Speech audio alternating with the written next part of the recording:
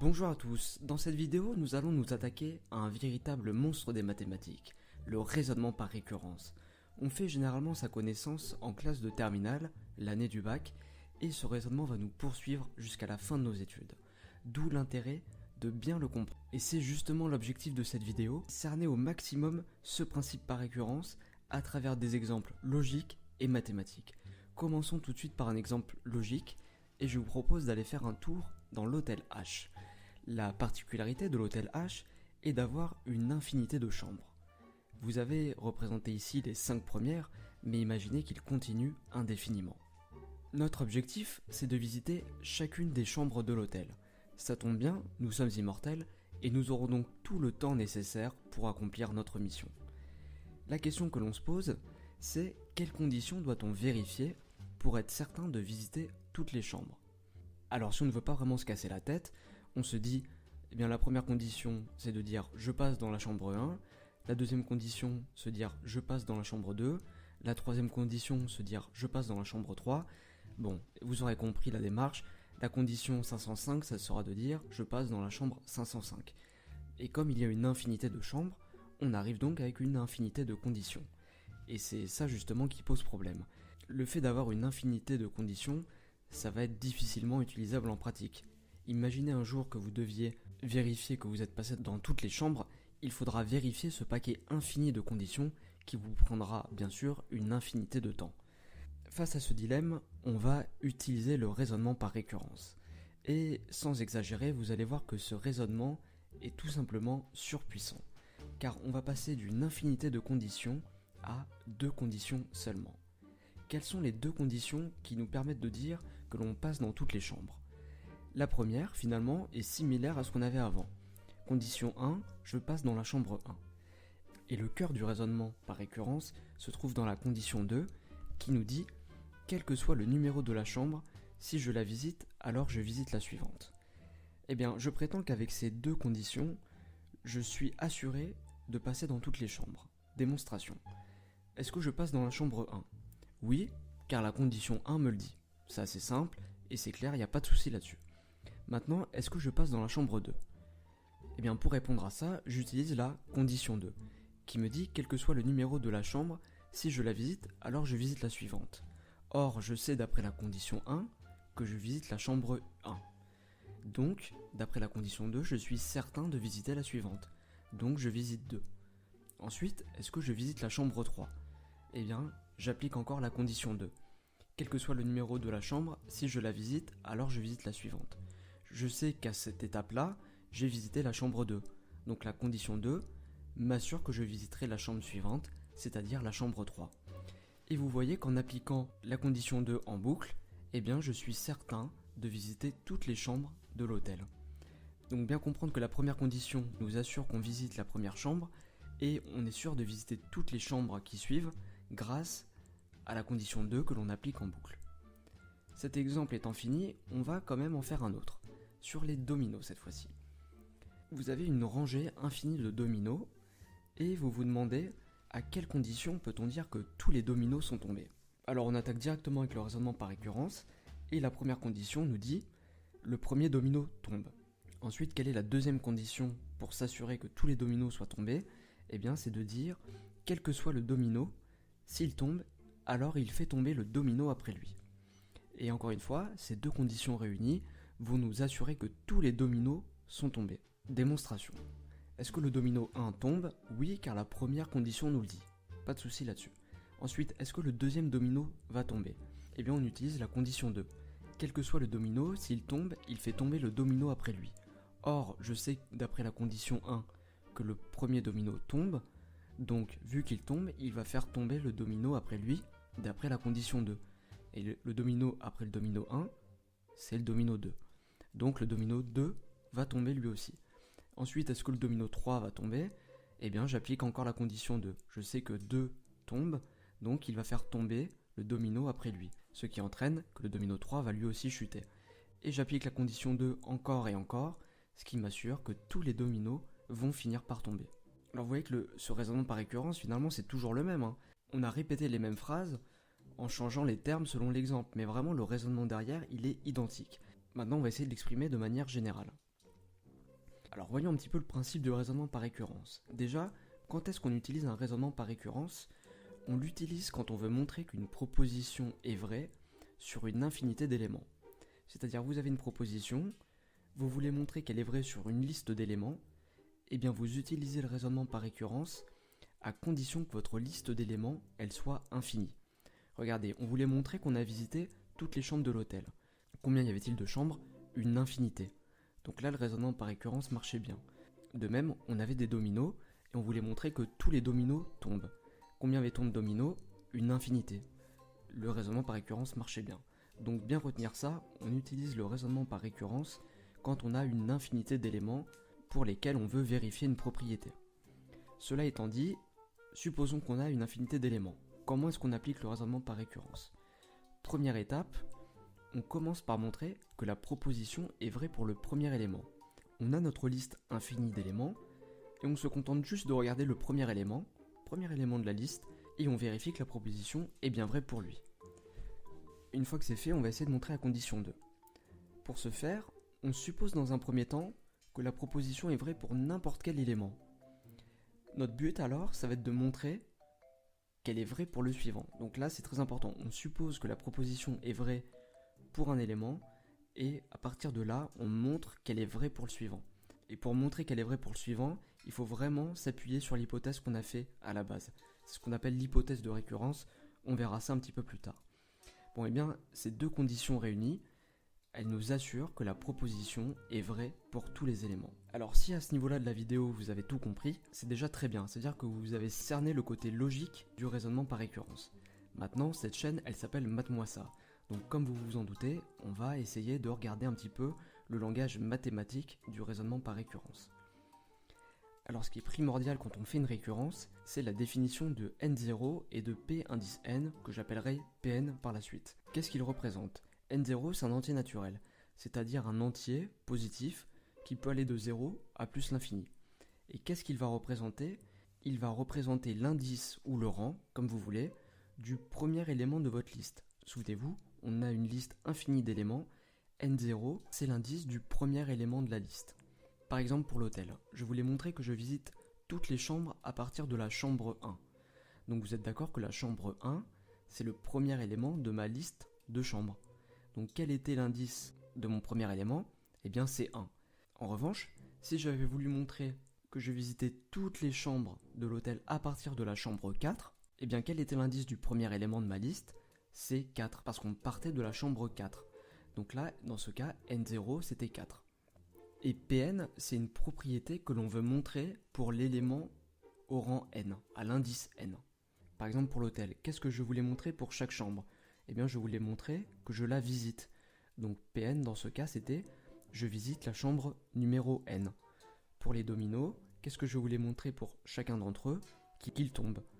Donc Pn dans ce cas c'était le domino numéro n est tombé. Alors le raisonnement par récurrence, il va nous permettre de montrer que Pn est vrai pour tout n supérieur à n0. Autrement dit que pour tous les éléments qui suivent le premier élément de ma liste, ma proposition est vraie pour chacun d'entre eux. Donc c'est toujours important de bien comprendre quand on fait une récurrence quel est notre n0 et quel est notre Pn. Nous verrons cela dans les exemples. Alors une fois que le problème est posé, comment fait-on? Eh bien on fait une première étape qu'on appelle l'initialisation et elle consiste à montrer que Pn0 est vrai. Cette première étape d'initialisation, ça veut juste dire on vérifie que notre propriété elle est vraie pour le premier élément de la liste. C'est tout ce qu'on fait ici. Ensuite, dans la deuxième étape, qu'on appelle hérédité, on suppose que pour un entier supérieur ou égal à n0, notre propriété est vraie pour cet élément, juste pour lui. C'est ce qu'on va appeler notre hypothèse de récurrence. En partant de cette hypothèse, on va ensuite essayer de montrer que Pn plus 1 est vrai, c'est-à-dire que la proposition elle est vraie pour l'élément juste après. C'est ce qu'on avait fait avec la chambre d'hôtel. Si je visite la chambre n, alors je visite la chambre n plus 1. Et une fois qu'on a montré donc, cette étape d'initialisation et cette étape d'hérédité, on passe à l'étape 3 qui est tout simplement la conclusion, qui nous permet de conclure que Pn est vrai, quel que soit n supérieur ou égal à n0. Alors bon, ça peut paraître un petit peu abstrait comme ça, on va faire des exemples pour mieux comprendre. Dans le premier exemple, on va construire une suite numérique. Alors là, vous avez les premiers termes de la suite. Et des termes, il en a une infinité.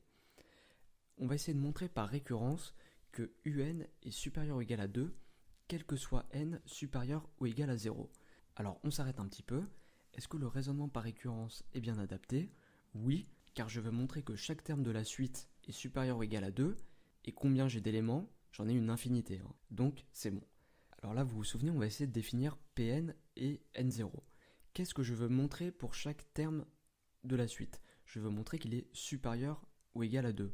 Et bien donc ça, c'est mon Pn. À l'élément au rang n, c'est-à-dire un, je veux montrer que un est supérieur ou égal à 2. Donc mon Pn, c'est de dire le nème terme de la suite est supérieur ou égal à 2. Et à partir de quel élément je veux montrer cette proposition? Et bien dès le premier. Bon, et le premier, je l'appelais U0, donc l'indice, ici, ça va être 0. Maintenant que cela est posé, on va passer à la première étape qui, vous vous souvenez, est l'initialisation. On doit montrer que Pn0 est vrai. Alors, on rappelle ce que c'est Pn. Pn, c'est un est supérieur ou égal à 2. Donc, Pn0, je change juste l'indice, ça veut dire que U indice N0 est supérieur ou égal à 2. Or, N0, on a vu que c'est 0, donc on doit montrer P0 qui est U0 est supérieur ou égal à 2. On doit montrer ça. Allons-y. On sait que U0 est égal à 2. Ça, c'est l'énoncé qui nous le dit. Or, 2 est supérieur ou égal à 2. Pas de souci là-dessus. Donc, U0 est bien supérieur ou égal à 2. Et notre P0 est vérifié. Notez qu'on ne dit pas tout de suite U0 est supérieur ou égal à 2. On préfère faire ces deux petites étapes auparavant. On procède de la sorte quand on fait un raisonnement par récurrence. Maintenant que cette étape est terminée, on passe à l'hérédité. On rappelle les termes théoriques, on suppose que Pn est vrai pour un n supérieur à 0, et on veut montrer que Pn plus 1 est vrai. Alors on va traduire ça avec les données de l'exercice. Quel est notre Pn ici? Eh bien quand on traduit, on suppose que un supérieur ou égal à 2, c'est vrai pour un n supérieur à 0. Et à partir de ça, on veut montrer que un plus 1 supérieur ou égal à 2 est vrai aussi. Alors là, notre hypothèse de récurrence, c'est ce qu'on a supposé. C'est bien un supérieur ou égal à 2 pour un n supérieur à 0. C'est notre hypothèse de récurrence et on va l'appeler Hn. Donc là, la démarche dans cette étape, c'est on va partir de l'hypothèse Hn et on va essayer de se ramener à un plus 1. Regardez. Je pars de mon hypothèse Hn qui me dit un est supérieur ou égal à 2. Ça, c'est ce que je suppose. Et je dois arriver à un plus 1 supérieur ou égal à 2. Bon, donc je pars de Hn, je vais multiplier chaque côté par 2. 2 fois un, c'est bien supérieur ou égal à 2 fois 2. Et ensuite, je rajoute 1 de chaque côté. Bon, et bien, qu'est-ce que vous remarquez? Vous remarquez que 2 fois un plus 1, c'est rien d'autre que un plus 1. Donc je remplace. Bon, et de l'autre côté de l'égalité, c'est 2 fois 2 plus 1 qui me fait 5, pas de souci. J'obtiens donc un plus 1 supérieur ou égal à 5. En particulier, un plus 1 est supérieur ou égal à 2.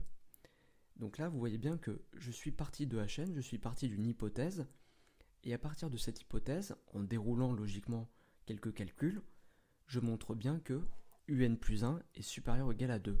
Donc là, mon étape d'hérédité est vérifiée. Je passe maintenant à la conclusion.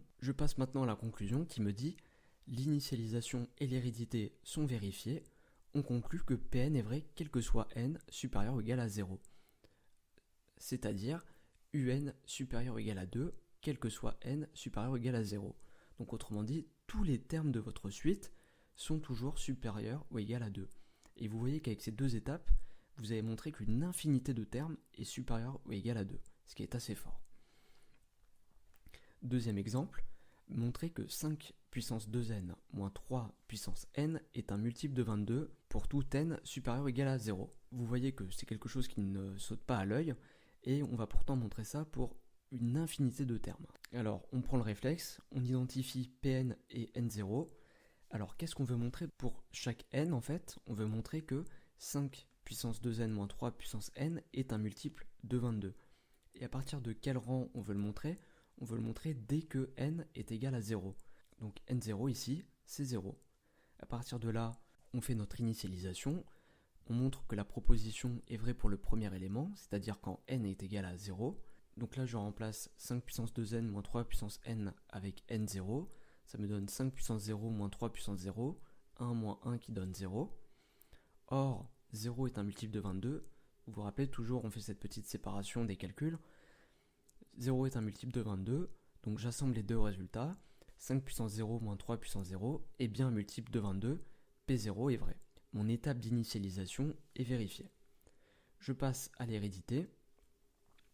On suppose que Pn est vrai pour un n supérieur ou égal à 0, et on veut montrer que Pn plus 1 est vrai. Je traduis avec les données de mon exercice, et je vous conseille à chaque fois d'écrire cette traduction. Ça veut dire qu'on suppose que 5 puissance 2n moins 3 puissance 2n est un multiple de 22 pour un n supérieur ou égal à 0, et on va montrer que le même terme, cette fois-ci en remplaçant n par n plus 1, est aussi un multiple de 22. Alors ce qu'on encadre en vert, c'est notre hypothèse de récurrence, et on va l'utiliser pour montrer que la ligne juste en dessous est vraie. Cette fois-ci, on va procéder un petit peu différemment. On ne part pas tout de suite de Hn, mais Hn, on doit forcément l'utiliser. C'est notre hypothèse de récurrence, et dans un raisonnement par récurrence, on doit obligatoirement l'utiliser. Mais on va partir du terme en n plus 1. Alors là, c'est des calculs que je vous laisse regarder, que je ne détaille pas forcément à l'oral parce que ce sont juste des calculs sur la puissance. Arrivé à là, j'utilise la petite astuce de dire que 25 c'est 22 plus 3. Pourquoi cela? Parce qu'on veut montrer que le terme en n plus 1 est un multiple de 22. Donc on fait apparaître un 22. À partir de là, je développe l'expression 22 plus 3 facteur de 5 puissance 2n. Ça me donne les deux premiers termes de la dernière ligne. Je factorise les deux derniers termes par 3. Et voilà ce que j'obtiens. Vous êtes d'accord? Parce que la dernière ligne, c'est exactement égal à mon terme en n plus 1. Or, ce terme en n plus 1, je dois montrer que c'est un multiple de 22. Donc là, cette dernière ligne, je vais bien la regarder, et je me rends compte déjà que la première partie, c'est un multiple de 22, parce que c'est 22 fois quelque chose. Et ensuite, la deuxième partie, si je ne suppose rien, eh bien, je ne peux rien dire. Je ne peux pas avoir un 22 ou un multiple de 22 où que ce soit. Et c'est donc là que j'utilise mon hypothèse de récurrence Hn qui me dit 5 puissance 2n moins 3 puissance 2n est un multiple de 22. Et donc c'est en activant cette hypothèse Hn que je peux dire que mon deuxième terme c'est aussi un multiple de 22. Donc au final, mon terme en n plus 1, 5 puissance 2 n plus 1 moins 3 puissance n plus 1, c'est la somme de deux multiples de 22. C'est donc lui aussi un multiple de 22. Donc Pn plus 1 est vrai, c'est-à-dire mon terme en n plus 1 est un multiple de 22. Donc en conclusion, on a vérifié que P0 est vrai, c'est l'étape d'initialisation, et on a montré que Pn plus 1 est vrai sous l'hypothèse de récurrence que Pn était vrai pour un n supérieur ou égal à 0. Ça, c'est notre étape d'hérédité.